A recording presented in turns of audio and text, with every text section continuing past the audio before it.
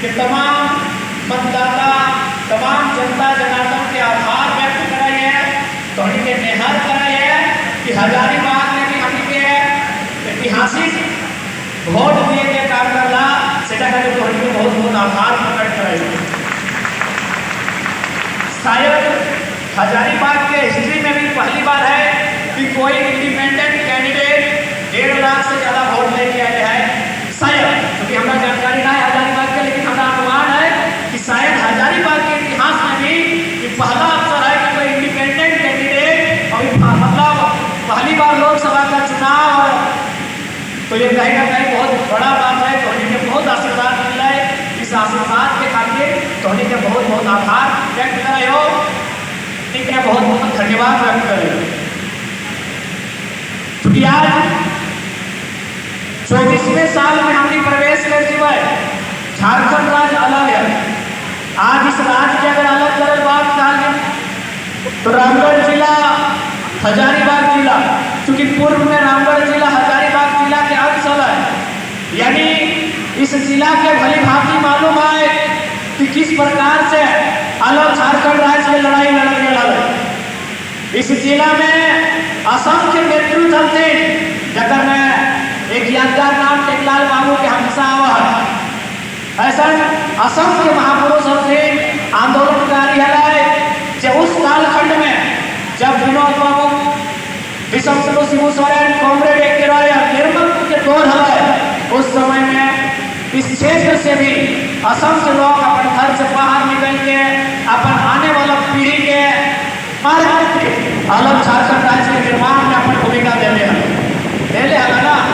यहाँ जितना झट बैठले है, हमारा पूरा विश्वास है कि कोहनी ई पीढ़िया ना सही, एक से पिछलका पीढ़िया में कोई ना कोई तो जरूर हो झारखंड राज्य के अलग करे में, या तो जेल के लगो, या तो पुलिस के लाठी खा लगो, या तो केस मुकदमा के सामना कर ले हो, चाहे तो पिताजी रहे, तो भोसा रहे, दुपा रहे, या कोई रहे, यहाँ जितना जन बैठले हा जरूर आंदोलन से परिचित था, जरूर करीब से तो झारखंड आंदोलन के देख लिया कि कितना तकलीफ से, कितना मेहनत से और कितना संघर्ष से हमने के पूर्वज झारखंड राज्य अलग करके लड़ा।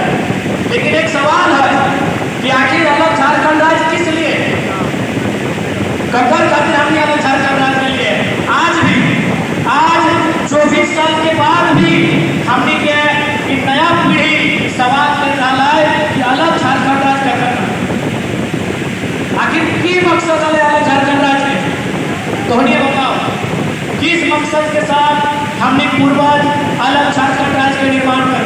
मकसद है कि जब झारखंड राज्य अलग हो जाता है तो झारखंड के जनमानस कम से कम अपना अधिकार है, अपना शिक्षा, स्वास्थ्य, रोजी रोजगार के मौका मिलता है। लेकिन आज विभाग के बाद तो आज कुछ दिन पहले के हमने स्टेटमेंट पढ़ा है, अगर में बकायदा हाई कोर्ट के स्टेटमेंट है, रीट्स के चेतावनी है कि यदि आप स्वास्थ्य की व्यवस्थाओं में सुधार नहीं कर पाते हैं, मरीजों का बेहतर दवाइयों की व्यवस्था नहीं कर पाते हैं, तो आपको चलाने का कोई औचित्य नहीं है। बताओ, आज के सबसे बड़ा स्वास्थ्य व्यवस्था आज ऊपर पे हाईकोर्ट सवाल खड़ा कर रहा है, तो बताइए झारखंड किसके लिए अलग, किस लिए झारखंड राज्य अलग हुआ है? हमारी स्वास्थ्य व्यवस्था लचर है, हमारी शिक्षा व्यवस्था लचर है, रोजगार के लिए हमारे पढ़े लिखे डिप्लोमाधारी, बीटेकधारी नौजवानों को गुजरात सुधा जाना पड़ता है। तो बड़ा दुर्भाग्य की बात है कि राज्य आखिर हमने किसके लिए बनाया? ना हमारे पास स्थानीय नीति है, न हमारे पास नियोजन नीति है, और न हमारे पास विस्थापन नीति है। आज अगर विस्थापन की बात करें, सीसीएल एरिया है, विस्थापन यहाँ हर एक घर विस्थापन से प्रभावित है।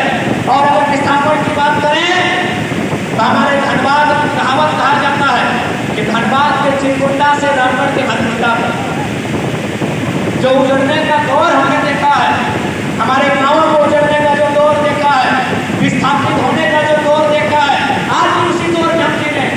आज भी वही समस्या हमारे सामने है, आज भी उन समस्याओं का निराकरण नहीं हो पा रहा है। तो भाई ये सवाल और उठता हो जाता है, ये सवाल और मजबूत हो जाता है कि झारखंड राज्य किन के लिए बना, किन के लिए झारखंड राज्य बना है?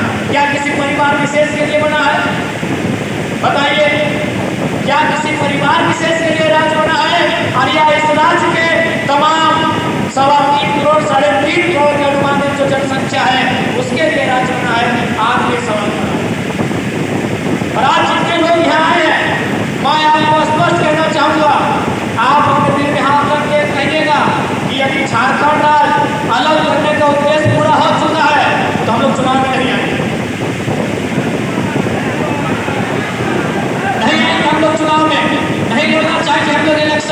क्योंकि हम लोग विधायक सांसद बनने नहीं आए हैं। पहला बात हम लोग कहेंगे, यदि विधायक सांसद बनना होता तो आज दिल्ली के लोकसभा में हमारे साथ हमारे और एक साथी भी मेंबर ऑफ पार्लियामेंट का शपथ ले रहे होते। दोनों राजनीतिक दलों ने हमें सीधा ऑफर किया था कि आपका और एक लड़का को हम मैनेज करेंगे। हमें 3-4 सीटों को चुनने का अवसर दिया था कि आप इन 3-4 सीटों में 2 सीट चुनिए, एक में आप खुद लड़िए और एक में अपने किसी लड़के को लड़ाइए। और पढ़े लिखे नौजवान हैं हमारे पार्टी में जितने भी चुनाव लड़े, चाहे देवेंद्र जी है चाहे संजय जी है, सब पढ़े लिखे नौजवान हैं। अगर हम लोग केवल 2 दिन का समय लेते और एक बार फीडबैक लेते हैं, हम लोग तीसरा दिन बोल देते कि किस पार्टी के साथ जाने से हम लोग एमपी का चुनाव जीत जाएंगे। और आपसे भी छुपा नहीं, आज 5 सीटें को जिनके पास गई और 9 सीटें जिनके पास आई, आपसे छुपा नहीं है। दोनों पार्टियों का सीधा ऑफर था, दोनों पार्टियों का हम लोग को सीधा ऑफर था लोकसभा चुनाव लड़ने का। लेकिन हमारा मकसद एमपी बनना नहीं है, एमएलए बनना नहीं है, हम लोग इस व्यवस्था को बदलने आए। इसीलिए हमने पहला सवाल यही किया है आपसे कि यदि झारखंड अलग राज्य रखने का उद्देश्य पूरा हो चुका है, जिस उद्देश्य के साथ झारखंड राज्य का गठन किया गया था, यदि वो उद्देश्य पूरा हो चुका है तो हम लोग वोटिंग में नहीं आएंगे, हम लोग चुनाव में नहीं आएंगे। लेकिन अगर नहीं हुआ है तो हम लोग एक बार आपसे आह्वान करेंगे, आपसे एक बार निवेदन करेंगे, आपसे एक बार अपील करेंगे कि एक बार मौका देने का कष्ट करें, एक बार हमें मौका देने का कष्ट करें। यदि झारखंड अलग होने का उद्देश्य पूरा नहीं हुआ है तो एक बार इस नौजवान पीढ़ी को मौका दें। और देखिए ये कहीं ना कहीं ये समय की मांग है, कहीं ना कहीं ये नियति की मांग है। नहीं तो 2 साल पहले हमें कोई जानता नहीं था। बड़का गांव तो पता नहीं, हम लोग सपने में भी नहीं सोचे थे कि बड़का गांव हम लोग जाएंगे, कभी रामगढ़ हम लोग जाएंगे। अगर रामगढ़ कभी जाना भी होता था तो हम लोग रांची जाते तो 16 होगा 12 हो जाते थे। कभी ये नहीं सोचा था कि हम लोग को कभी उतना दूर में कोई रिश्ता नाता या कुटुंब घर भी जुड़ाएगा कि हम लोग वहाँ कभी एक चाय एक गिलास पानी पीने के लिए जाएंगे। लेकिन आज 2 साल पहले हमें कोई नहीं जानता था, लेकिन आज 2 साल बाद ऐसा दौर आया है। मैं नौजवानों के बारे में नहीं कहूँगा, मैं 90 साल 95 साल के बुजुर्गों की बात करता हूँ, खासकर विस्थापित क्षेत्रों में। जब तक वो 12 बजे रात रहे चाहे 1 बजे, अगर हम लोग एक वीडियो नहीं देखेंगे तो उनको नींद नहीं आता। यानी उनके लिए डॉक्टर की दवाई के साथ साथ हम लोग का क्या काम कर रहे हैं, हम लोग कहाँ हैं, ये हम अपनी तारीफ नहीं कर रहे हैं। ये जो फीडबैक मिला है मैं उस बात को कह रहा हूँ। आज 90-95 साल के बुजुर्ग अपने घर में एंड्रॉयड मोबाइल खरीदवाए हैं, जिनको बटन वाला मोबाइल चलाने नहीं आता है, बस केवल हम लोग का स्पेस ढूंढने के लिए। तो ये दौर क्यों आया, आखिर ये दौर क्यों आया? 29-30 साल के नौजवान संसद का चुनाव लड़ते हैं, 1 लाख 1.5 लाख 3 लाख वोट लेके आते हैं, 1 रुपया खुद खर्चा नहीं देते हैं। ये दौर क्यों आया? ये दौर इसीलिए आया क्योंकि जिन्होंने झारखंड में अब तक सत्ता को संभाला है केवल अपने परिवार की प्रॉपर्टी को देखने का काम किया, इसीलिए आज ये दौर आया। ये समय की मांग है। ये हम लोग अगर राजनीति करने आए होते आराम से, हमें अभी भी 7 सीटों का ऊपर है, विधानसभा में भी 7 सीटों का ऊपर है, दर्जनों बार फोन आ चुका है। आराम से हम लोग 7 को बढ़िया बढ़िया लड़का को ले लेंगे और कूद जाएंगे किसी के पास लेंगे। आज हम लोग नियति की मांग को लेकर आए हैं, इस राज्य के हालात को बदलने आए हैं, इस राज्य की तस्वीर को बदलने आए हैं। और हम ये भी नहीं कहेंगे कि हम लोग कोई जादू की छड़ी लेकर आए हैं कि यूं घुमा देंगे और बदल जाएगा। लेकिन हाँ, प्रयास करने आए हैं और प्रयास अंतिम सांस तक करेंगे, ये वचन देने आए हैं। जरूर बदलाव होगा और आप कब बदलाव के लिए तैयार होते हैं मुझे नहीं मालूम। मैं आपको एक मामूली घटना सुनाता हूँ चंद्रपुरा की। जैसे आपके पत्रांतों में विस्थापित है, चंद्रपुरा में भी ठीक आपके यहाँ शायद PTPS है ना, हमारे वहाँ CTPS है। CTPS के बगल में थर्मल प्लांट लगता है। जैसा कि प्लांट लगने के बाद की कहानी होती है, रैयत मुआवजा की मांग करते हैं, रैयत नौकरी की मांग करते हैं। वहाँ भी वैसा ही हुआ। फिर पुलिस बीच में आती है, कंपनी के दबाव में केस होता है, जैसा हर जगह पूरे झारखंड में रैयतों के साथ होता है। वहाँ भी 21 लड़कों के साथ केस हुआ। लेकिन केस करने के बाद मैनेजर ने क्या बोला मालूम है? केस करने के बाद मैनेजर ने कहा कि वोटिंग के दिन का इंतजार कीजिए, 4 तारीख का इंतजार कीजिए, 4 तारीख में अभी 5 दिन का समय है। यदि जयराम महतो गिरिडीह लोकसभा सीट के चले आएंगे तो केस को वापस कर लीजिएगा। बहुत पागल लड़का है, पता नहीं क्या करेगा। आप उन्हें किस लोगों से पूछ लीजिए।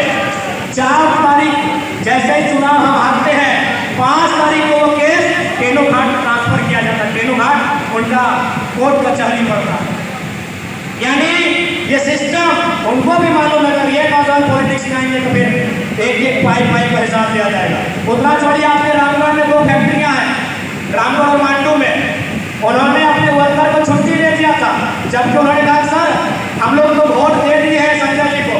बोला नहीं, आप गिरिडीह जाइए और अपने रिश्तेदारों को कहिए कि जरा को वोट नहीं करता। अब आप किस रूप में हमें ले रहे हैं मुझे नहीं मालूम, लेकिन जिन्होंने झारखंड को लूट के रखा है वो सीरियस ले रहे हैं और चुनौती के रूप में ले रहे हैं। उन्होंने 2 दिन छुट्टी दिया था अपने वर्कर को कि जाइए और किसी रिलेशन के यहाँ आप रहिए और सुबह बस इतना बोलिएगा कि जयराम महतो को वोट ना करो। उनकी हालत खराब है, क्यों मालूम है? उनको भी मालूम है वो जीतेगा गिरिडीह में, लेकिन 15 हजारीबाग में भी लेगा। इसलिए हम लोग एक पास विश्वास करके देखिए, आज जो घटित हो रहा है इस राज्य में उस तस्वीर पर जरूर कर लेंगे। ये बात तो हम आपको कह के जाते हैं, क्योंकि आज एक कार्यकर्ता मिलन समारोह भी है, तो थोड़ा सा ये भी कहना चाहिए क्योंकि यहाँ जो लोग आए हैं वो गिने चुने लोग हैं, चाहे हमारी बहनें हैं, हमारी माएँ हैं, या फिर हमारे अभिभावक हैं, हमारे नौजवान साथी हैं। यहाँ कार्यकर्ता लोग आए हैं। देखिए, नेता का चुनाव जीतने में कभी रोल नहीं होता है। न संजय जी हर एक बूथ में गए हैं, न जयराम महतो हर एक बूथ में गए हैं। चुनाव जीतने का काम कार्यकर्ता करते हैं, लीडर करते हैं। यानी यहाँ आप सभी कार्यकर्ता आए, ये कोई जनसभा नहीं है, ये कार्यकर्ता सम्मेलन है। इसलिए मैं आपसे कहना चाहूँगा, मैंने बचपन में एक फॉर्मूला एक इंग्लैंड के कोच से पढ़ा था। उन्होंने कहा था कि किसी भी चीज को आपको जीतना है, क्योंकि वो क्रिकेट टीम के लिए कह रहे थे, लेकिन आज हम चुनाव के संबंध में कहेंगे कि अगर जीतना है तो आपको 3D का फॉर्मूला के साथ चलना होगा। पहला डी से होता है डिटर्मिनेशन। डिटर्मिनेशन को हम लोग हिंदी में बोलते हैं इरादा। इरादा यानी अपने मन में ठानना कि हाँ हमने मन में ठान लिया है कि रामगढ़ विधानसभा से जेबी किशन को जिताएंगे तो जिताएंगे, मांडू विधानसभा से फलाना को उसके लिए मेहनत करेंगे तो करेंगे। ये होता है डिटर्मिनेशन, यानी इरादा जो हम मन में ठानते हैं। दूसरा डी से होता है डेडिकेशन। डेडिकेशन का मतलब होता है समर्पण। समर्पण का मतलब होता है कि आज बारिश हो रही है लेकिन लोग इंतजार कर रहे हैं, आप फिर भी भीगते भीगते या फिर बारिश की चुनौती को स्वीकार करते करते कार्यक्रम में जाते हैं। इसको समर्पण कहते हैं, डेडिकेशन कहते हैं। और आप जब इस कमरे में बैठे हैं ना, यहाँ डिटर्मिनेशन भी दिख रहा है कि आप संकल्प लेके आए हैं कि जब तक जयराम बाबू अपना भाषण खत्म नहीं करेंगे हम लोग घर नहीं जाएंगे। आप डेडिकेशन में भी बैठे हैं, आपकी ओर एक भी पंखा नहीं है, आप पंखे को घुमा रहे हैं लेकिन फिर भी बैठे हैं, इसे डेडिकेशन कहते हैं। लेकिन एक चीज की कमी है किस बात में, डिसिप्लिन। डिटर्मिनेशन साफ साफ दिख रहा है, आगे भी दिख रहा है, पीछे भी दिख रहा है, बाहर बैठे उनमें भी दिख रहा है, डेडिकेशन भी दिख रहा है, थोड़ा डिसिप्लिन नहीं दिख रहा है। हो सकता है हम में भी नहीं दिख रहा हो। हम ये नहीं कह रहे हैं कि हम मोदी जी की तरह थोड़ी कह रहे हैं कि हम कोई अवतार लेके आए हैं, इसी मिट्टी से आए हैं। हो सकता है डिसिप्लिन हमें भी नहीं फॉलो हो रहा है।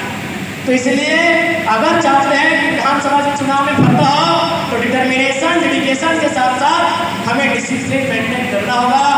यही चुनाव में हमारी खामी यही है। चुनाव लोकसभा में हम लोग और बेहतर कर सकते थे, हो सके तो सीटों को जीत भी सकते थे, लेकिन थोड़ा सा डिसिप्लिन में कमी रहा, इस बात को स्वीकार करना होगा।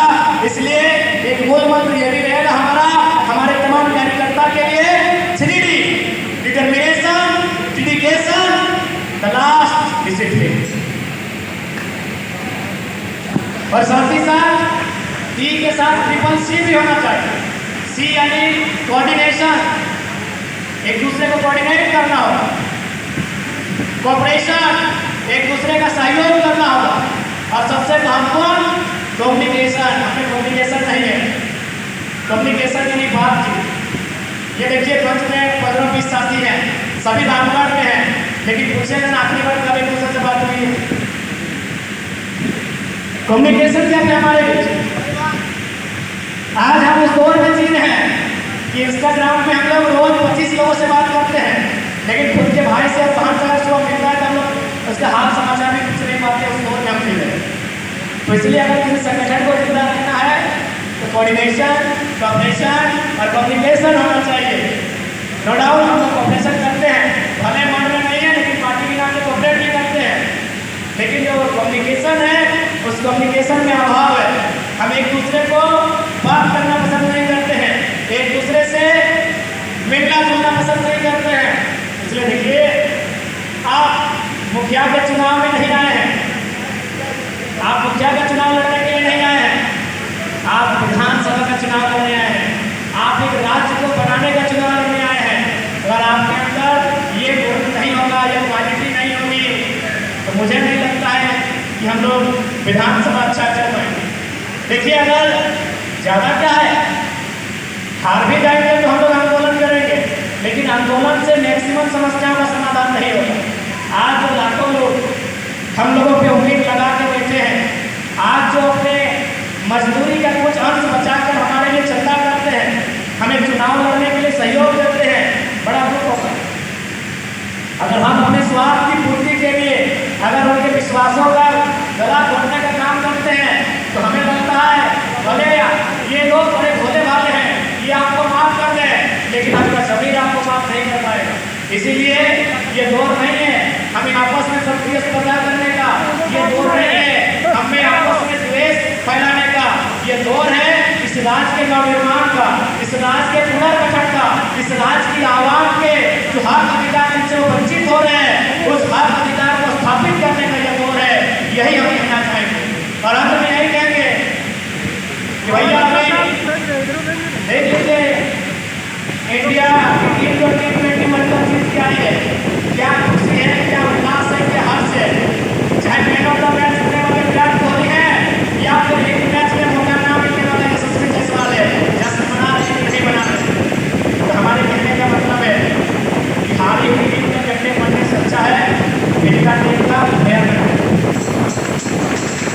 आपस में लड़ते हार गए ना, आपस में लड़ते हार गए ना, भैया बड़ा अफसोस के स्वाद पूछिए भैया कैसा फील कर रहे हो, कब फील कर रहे हैं, अरे मैच खेले चाहे नहीं खेले, वर्ल्ड चैंपियन पूछिए जहाज से क्या चाल रही है, कैसे वर्ल्ड चैंपियन आजादी पूछिए, बिग बॉस से कितना भी रन क्यों नहीं बनाया, सर झुका, आंखों में आंसू है, दिल में दुख है, तकलीफ है, क्यों, भले इतना चैंपियन क्यों नहीं है तो हारा वाला टीम का हिस्सा।